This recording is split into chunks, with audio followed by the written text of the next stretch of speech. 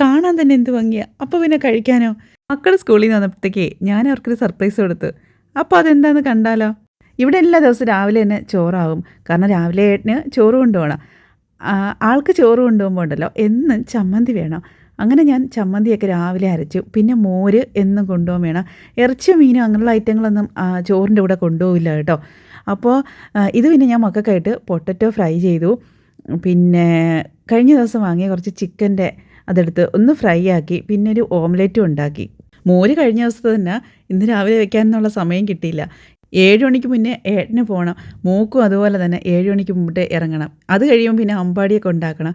അങ്ങനെ മൊത്തത്തിൽ തിരക്കാണ്. പിന്നെ ഞാൻ കുറച്ച് ഉള്ളി എടുത്ത് തോരനും കൂടെ വെച്ച്, സവാള. അപ്പോൾ രാവിലെ ആയ സംഭവങ്ങളാണ് കേട്ടോ ഇതിത്രയും.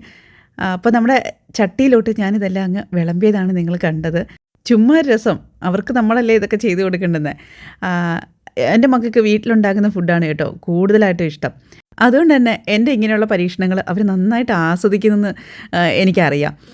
അപ്പോൾ അമ്പാടിച്ചിന് ഞാൻ എന്ത് ചെയ്തു, തട്ടത്തിനകത്തോട്ട് കുറച്ച് ചോറും ഒക്കെ ഇട്ടു. അപ്പോൾ അത് ഇടുന്ന വീഡിയോ ഒന്നും എടുക്കാൻ പറ്റില്ല കേട്ടോ. അവൻ വന്നിട്ട് കഴിക്കുന്നതാണ് ഈ കാണുന്നത്. അവനെപ്പോഴും ഓംലെറ്റ്, മോര് അങ്ങനെയുള്ളതൊക്കെ ഭയങ്കര ഇഷ്ടമാണ്. ഭവ്യക്കുട്ടി അവളുടെ ചാനലിൽ ഇടാൻ വേണ്ടിയിട്ട് ഒരു വീഡിയോ ഒക്കെ പിടിച്ചുകൊണ്ടിരുന്ന് ചോറ് കഴിക്കുക.